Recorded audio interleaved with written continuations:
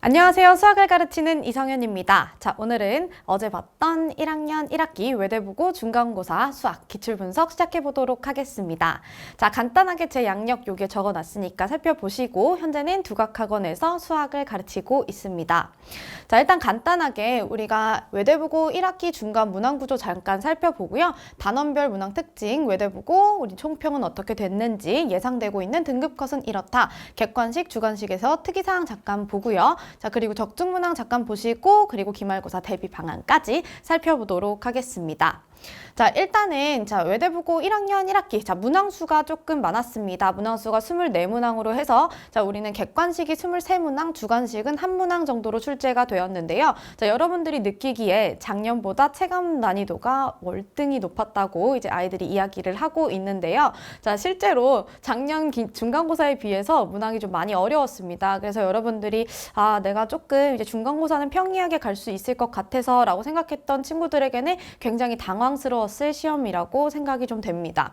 그래서 일단은 1번부터 24번까지 제가 문항 분석을 한번 해봤습니다. 그래서 이렇게 해서 단원이 어디에서 출제가 되었는지 봤을 때 보시면은 나머지 정리에서 가장 많은 이제 퍼센트를 조금 보이고요. 2차 함수에서 25% 정도 해서 역시나 이제 선생님이 좀 예상을 했었던 이제 가장 어려운 문항이 출제될 거라고 생각했던 곳에서 좀 킬러 문항이 좀 출제되었다고 생각하시면 될 것 같습니다. 그래서 골고루 좀 출제가 된 경향을 좀 볼 수가 있고요. 자, 그러면 우리가 우리 작년에 비해서 좀 많이 어려웠던 것 같은데 라는 느낌이 좀 드실 것 같아서 이제 한번 적어봤습니다. 자, 작년에 비해서는 확실히 어려웠어요. 자, 그런데 작년 1학년 1학기 기말고사에 비해서는 조금 수준이 낮았다라고 생각을 하시면 될 것 같고요. 자, 그런데 아주 쉬운 문항이 몇 개 없어서 더 체감 난이도가 좀 높았을 것 같아요. 근데 우리가 학교 프린트의 문제가 정말 많았는데 이제 거기에서 문제를 좀 꼼꼼하게 풀어봤던 친구들이라고 하면은 조금 그래도 좀 무난하게 좀 볼 수 있지 않았나 이제 그런 생각이 듭니다. 그래서 이제 학교 프린트를 정말 반복 숙달을 해서 열심히 풀었던 친구들에게는 그래도 이제 내가 풀만한 친구들이 많았는데 라고 생각할 수도 있었을 것 같아요. 그래서 이제 대부분의 고난도 문제가 학교 프린트 변형이니까 우리는 학교 프린트를 정말 열심히 이제 선생님들이 이제 공부했으면 좋겠다고 하는 문항들이니까 정말 이제 반복해서 좀 풀어보셔야 될 것 같아요. 근데 저희 애들도 그렇고 사실 학교에서 해야 될 과목들도 많고 공부해야 될 것도 많고 해서 사실 이제 수학을 자꾸 이제 시간을 좀 줄이는 친구들이 많은데요. 우리 1학년 1학기 기말고사도 사실 이 정도 난이도로 출제가 될 가능성이 높아서요. 매일매일 수학을 하는 시간을 좀 높이지 않는다면 기말고사 때도 좀 성적을 받기가 힘들지 않을까 그렇게 생각을 합니다. 그래서 수학 공부하는 시간을 꼭 늘리셔야 돼요. 우리가 기숙학교다 보니까 이제 여러분들이 수학에 이제 투자하는 시간이 자꾸 줄어드는데 매일매일 그래도 최소한 1시간에서 2시간 정도는 수학의 시간을 투자하는 게 좋겠다. 그렇게 말씀을 좀 드리고 싶고요. 그래서 손도 못 댈 정도로 어려운 문항이 막 많진 않았어요. 자, 그렇지만 우리가 중킬러나 조금 쉬운 킬러 이런 느낌들이 많아가지고 시간 배분에 굉장히 어려웠을 것이라고 여러분들께 생각이 됩니다. 그래서 여러분들이 딱 시험 범위에 맞춰서 50분 시간을 재고 여러분들이 연습하는 시간들을 좀 많이 거쳐야 여러분들이 긴장을 좀 덜 할 거라고 좀 생각이 될 것 같아요. 자, 그래서 학교 프린트에서 나오지 않은 문항들도요. 사실 전통적인 유형들이에요. 막 너무 이제 새로운 문항이다. 내가 정말로 이제 대비할 수 없었다라고 하는 문항들은 없었으니까요. 여러분들이 성실하게 공부를 한다면 성적을 받을 수 있지 않을까 생각됩니다.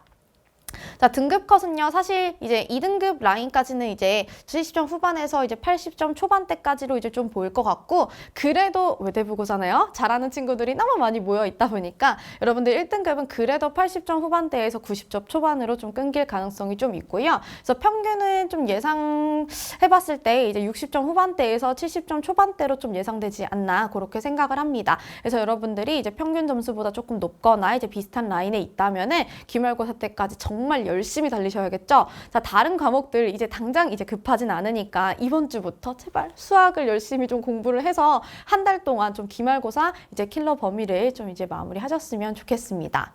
그래서 객관식 특이사항을 잠깐 보시면요. 12번과 14번 이제 제곱근에 관련해서 실수를 좀 유발하는 이제 그런 유형들이 좀 있고요. 정의를 묻는 문항들도 좀 있었고요. 자, 13번 같은 경우에는 이제 학교 시험에는 잘 나오지 않는 유형인데 이제 좀 고난도 문제라서 이제 여러분들이 좀 이제 집에서 좀 많이 풀어봤던 문제들에서는 좀 있었던 유형입니다. 그래서 이제 16번 같은 경우에는 뭐 대치동에서 많이 나왔던 유형이니까 여러분들이 좀 보셨을 거고, 그리고 21번과 22번은 이제 구간별 부분별로 정의된 함수. 여러분들이 제일 어려워하는 부분이고요. 자, 그리고 다양한 시계 성질을 사용하는 22번도 여러분들이 다양한 들어가면 이제 여러분들이 어려워하니까 조금 힘들었을 거라고 생각이 좀 됩니다. 그래서 이제 특이사항 좀 몇 가지 적어놨는데요. 자, 여러분들이 제곱근의 성질과 음수의 제곱근을 보시면은 음수의 제곱근은 사실 빈출 유형인데요. 그러니까 음수의 제곱근에 이제 눈치를 못 챘다면 여러분들 좀 실수가 있지 않았을까 그렇게 좀 생각이 되고요. 자, 13번은 켤레근의 예외 성질에 대해서 묻는 문항으로요. 언제 사용될 수 있는지 정의를 파악해서 여러분들이 푸셨으면 좀 괜찮았을 것 같습니다. 그래서 학교 시험에는 막 엄청 자주 나오는 유형은 아닌데 그래도 참고서에서는 좀 자주 나오던 유형입니다. 자, 그리고 우리가 이제 봤을 때 이제 16번은 이제 차수를 낮추는 유형으로 이제 대치동에서 조금 빈출되는 유형입니다. 그래서 여러분들이 초고난도 문제집 있죠. 우리가 시중교재에서 좀 이제 어려운 문제집들을 좀 자유자재로 풀었다면은 이거 풀어봤던 문제인데 하고 좀 접근할 수 있었을 것 같습니다. 그래서 21번 같은 경우에는 여러분들이 정말 많이 힘들어하는 문제예요. 그래서 21번은 여러분들이 시간이 좀 많이 걸릴 것 같다 하고 조금 넘겼을 친구들도 좀 생각이 됩니다. 그래서 22번은 우리가 뭐 두 그래프가 접하는 경우 뭐 1차 함수의 뭐 대칭성 등을 이용을 해야 되는 문제라서 여러분들이 조금 이제 수월하게 풀기에는 좀 힘들었던 이제 문제라고 생각이 좀 되고요. 자, 그러면 우리가 이제 이런 문제들이 좀 많이 나왔으니까 그러면 기말고사는 대체 어떻게 대비를 해야 될까요? 여러분들이 좀 궁금하겠죠. 자, 여러분들 이제 사실 알고 있었잖아요. 우리 기말고사 범위는 많이 어렵고 이제 중간고사는 조금 평이하지 않을까 이렇게 생각을 좀 했을 텐데 좀 이제 한데 이제 맞은 것 같은 느낌이 좀 들면서 이제 중간고사도 어려웠는데 기말고사는 어떡하지 하고 겁먹었을 친구들이 좀 있을 것 같아요. 자, 그런데 우리가 기말고사도 이렇게 이제 학교 프린트에서 선생님들이 이제 성실하고 열심히 공부한 친구들을 위해서 시험 문제를 내주신다면 여러분들은 열심히 공부하시면 돼요.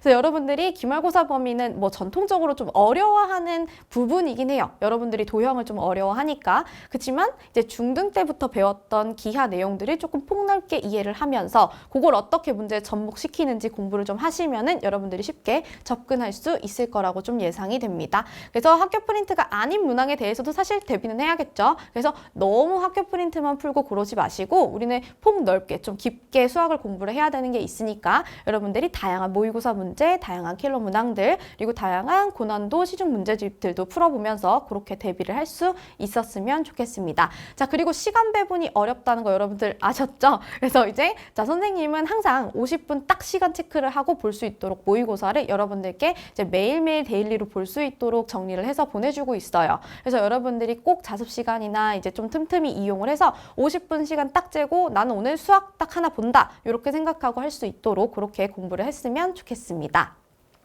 자, 그래서 이제는 이성현 수학입니다. 자, 저는 여러분과 함께라면 여러분들이 이제 공부를 좀 잘 할 수 있도록 꼼꼼하게 관리를 해주고 있어요. 자, 매일매일 주간지 풀 수 있도록 준비도 해주고 있고 매일매일 연락을 통해서 잘 하고 있는지 확인도 하고 있으니까요. 시간 배분이 잘 되지 않거나 수학의 시간을 투자하기가 힘들다, 시간 관리가 함께 필요하다라고 하시면 저에게 오시면 좋겠습니다. 자, 이번 주 시험 끝났는데 또 신나게 놀 생각하고 있을 텐데요. 신나게 놀 생각하지 마시고 자, 이번 주 일요일 4월 28일 일요일 2시부터 5시까지 외대부고 무료 특강 있습니다. 기말고사 범위에서 도형에서 가장 어려운 문제들을 제가 뽑아가지고 이제 풀어줄 거니까요. 두각 홈페이지에서 수강 신청하시면 될 것 같고요. 자, 그리고 저희는 5월 5일부터 빠르게 개강합니다. 자, 여러분들이 절대로 수학은 쉴 틈을 주시면 안 돼요. 수학은 아시잖아요. 일주일만 풀지 않아도 우리가 풀었던 거 막 감 떨어진다 이런 말들 많이 하니까 여러분들이 좀 잘 할 수 있도록 곁에서 돕겠습니다.